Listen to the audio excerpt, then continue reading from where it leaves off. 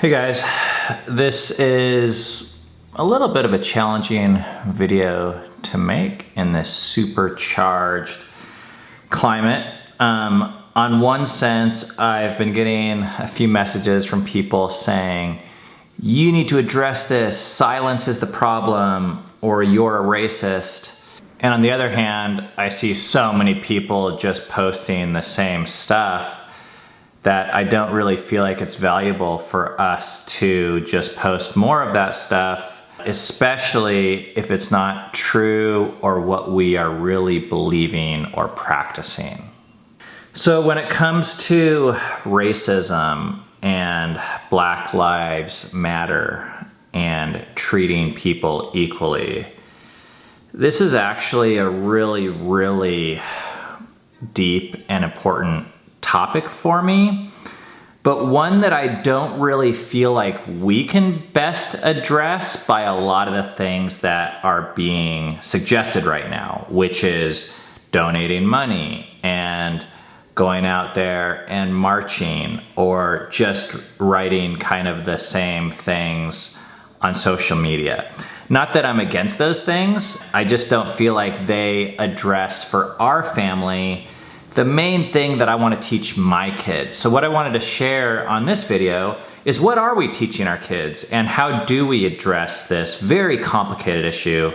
But one of the root causes that I think leads and results in racial inequality is a sense of personal entitlement. It's that thing that says, I deserve this, whatever this is. And it's personal because we're not so much spending as much money and energy and conviction seeing that everyone deserves this thing. It's really personal. So I want to clarify that this is like different from like the Bill of Rights per se, which creates a sense of entitlement that, hey, we all have the right to free speech, but it's kind of saying we all have the right to free speech. If you look at the way we spend our money and our time, it's really in this realm of personal entitlement that I think we can really learn what we believe about ourselves and our values. Now, I'm sure there's people watching this that are gonna say like, well, first of all, what's the big deal? And second of all, I'm not personally entitled. And I would just say like, yes, we are. The thing with entitlement is it's a little bit tricky and it's kind of subtle.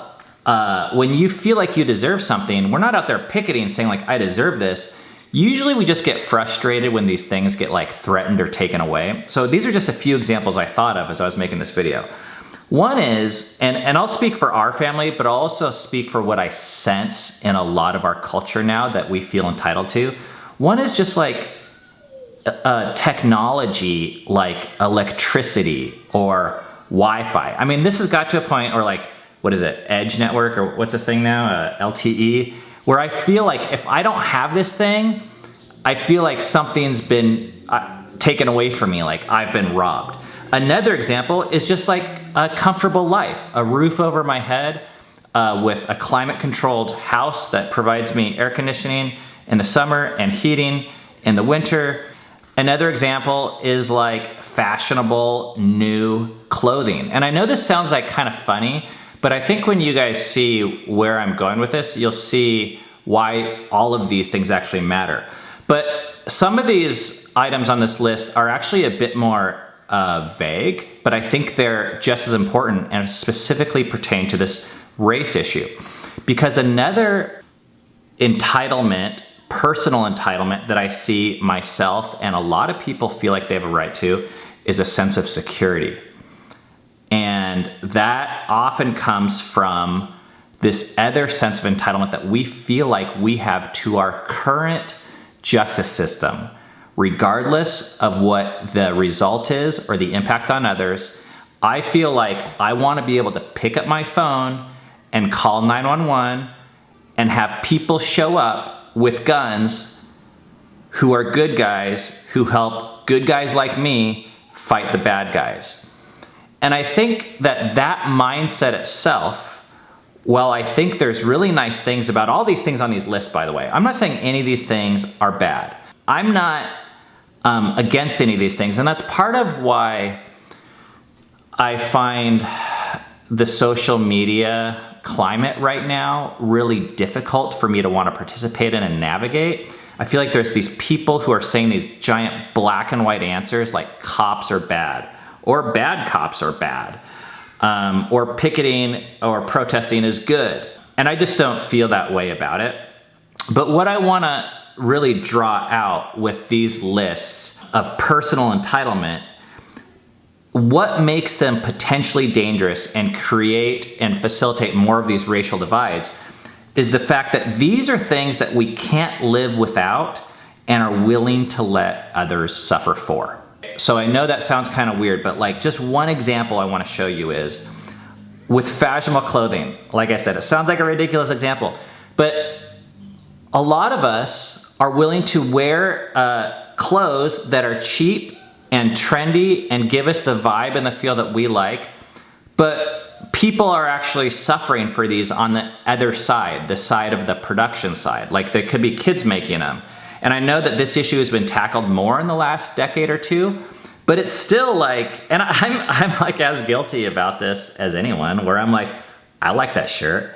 I don't care where it came from. It doesn't matter to me if kids suffer. And if you get into deeper, like why is that? It's because I think over time and the way I was raised, I developed a sense of entitlement of like, oh, if there's something in a store and if I have money, I deserve to be able to like get it. Anytime that we have a sense of personal entitlement, that we deserve something, I think it will always come at the cost of others. Another example of this with just technology and consumer type culture is we are now seeing how much our kids are going to be paying for the decisions we make with just the trash that we're generating, the consumerism, and just the ridiculous amounts of wasteful things that we purchase and the lifestyle that we've gotten used to.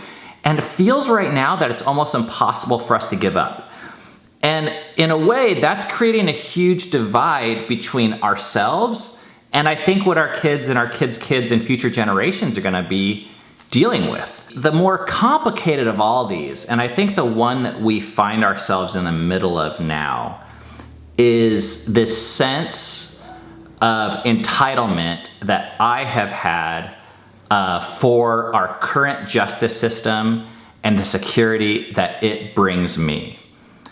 And in a way, I have a mixed race background, and it's weird when people call me privileged because my mom never spoke English and she came here as an immigrant, but I don't want to focus on that. In other ways, I'm extremely privileged and not only appreciate that, but realize that it gives me an advantage over other people for numerous reasons. And as someone of privilege, one of the things I've come to realize is I never grew up fearing cops. In fact, I use them as my ally and as an asset when I want to get something done. And when someone violates me in a way, whether it's by breaking into my house or there's a physical alteration, I have confidence that if I call the people that I grew up seeing as good guys, they're gonna be on my side and help me get done what it is that I want to get done. And I've learned as I've gotten older that that is not the same liberty. Not everyone has the liberty of seeing these same people that are paid for by all of our tax dollars the same way.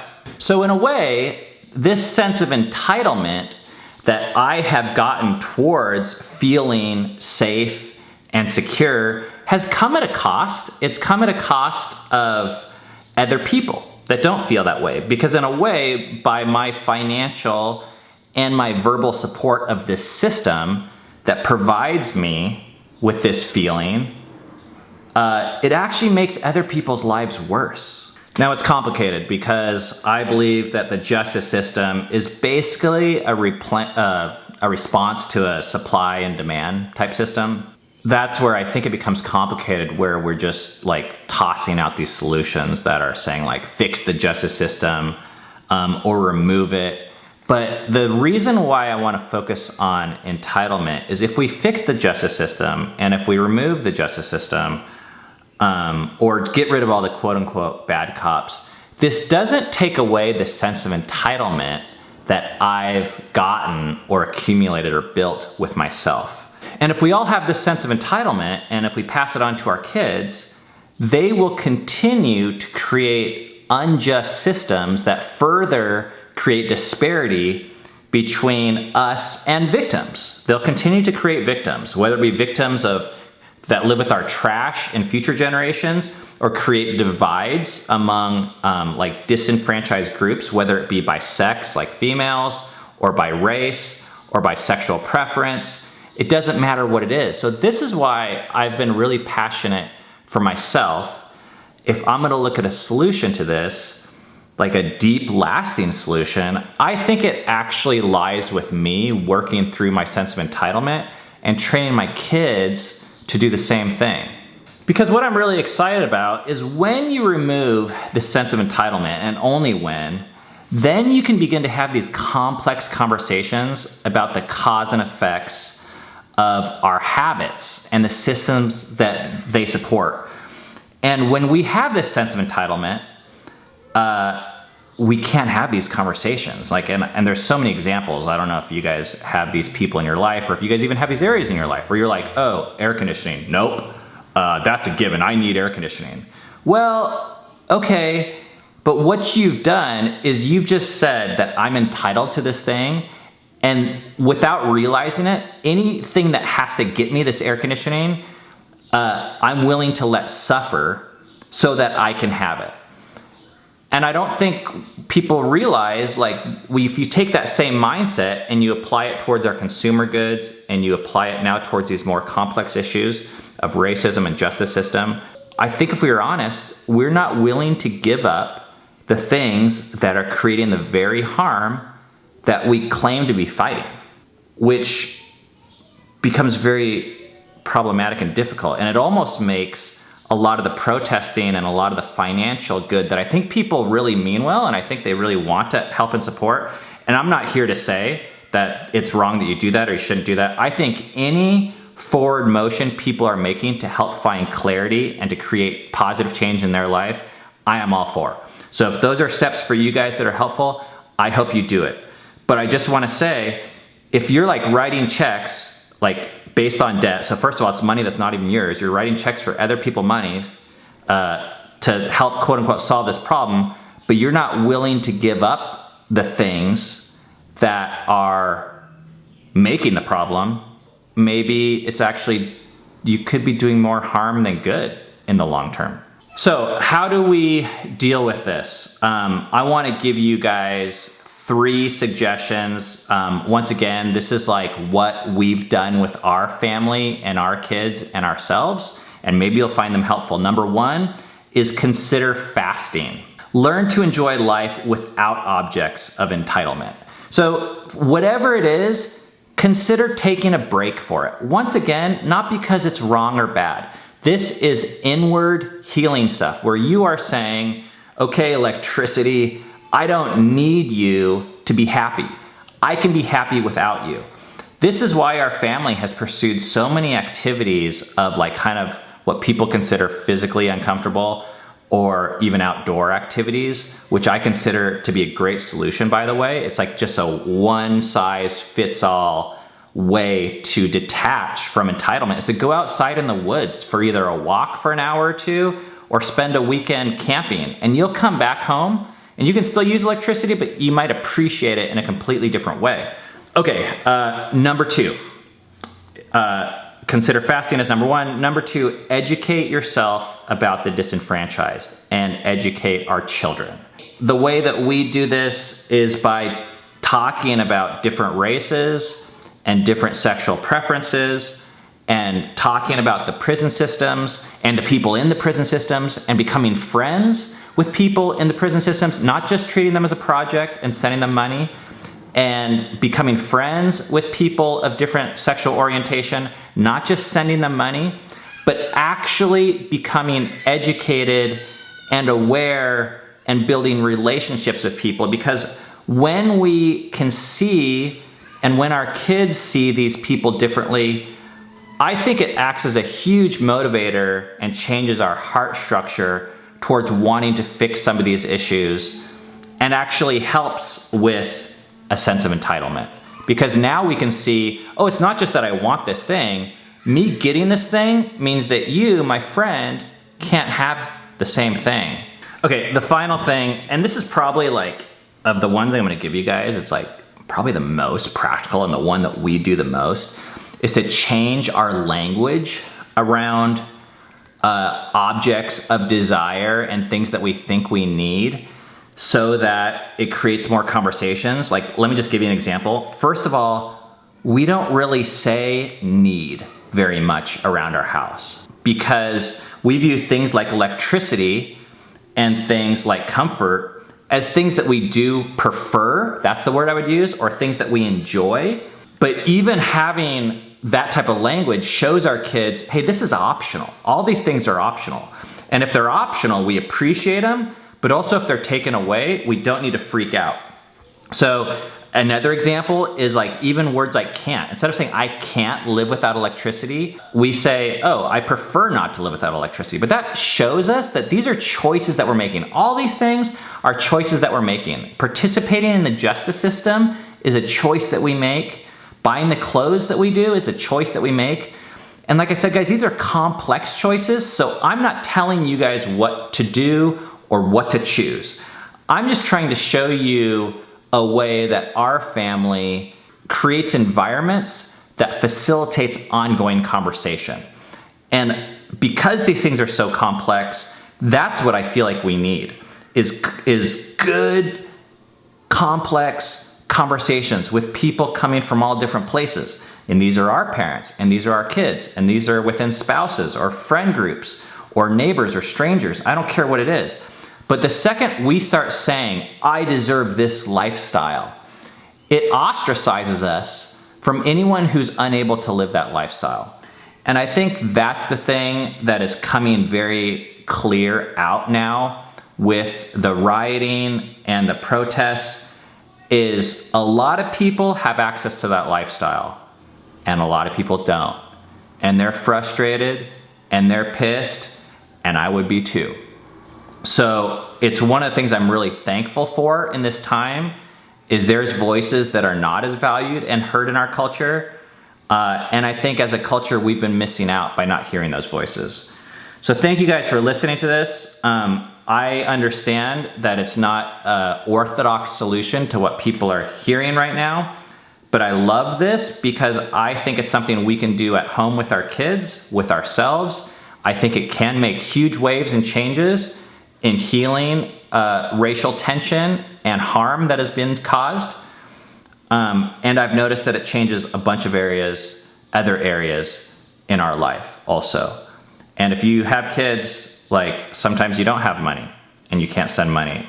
And you also like aren't willing to take your small children to these protests, which could be somewhat dangerous. So this is like a way that I think we can all like be involved to make changes. I have a special announcement to make. This Sunday at 7 p.m. Eastern, we are going to be doing a live stream for our patrons as a way of saying thank you for the ongoing support. On that live stream, we're going to be answering questions about this topic and further discussing it, as well as questions that our Patreons supplied us, such as how has Cami dealt with videoing herself? How do we deal with school? And do we have any running advice? So it's going to be a live stream with Q&A and talking and stuff like that. So if you want to be a part of that, you can be a Patreon, and the link is you can be a patron. Sign up on Patreon if you want to do that. And I also wanted to thank our longest running patrons right now: Kelsey, Brianna, Christina, Amy, Tom and Rocky, Robin, Jennifer, Michael. We really appreciate the support. Thanks, guys. I'd love to hear what any of you guys think about this video in the comments below. Patrons, we'll see you guys on Sunday at 7 Eastern. The rest of you guys, see you in the next video.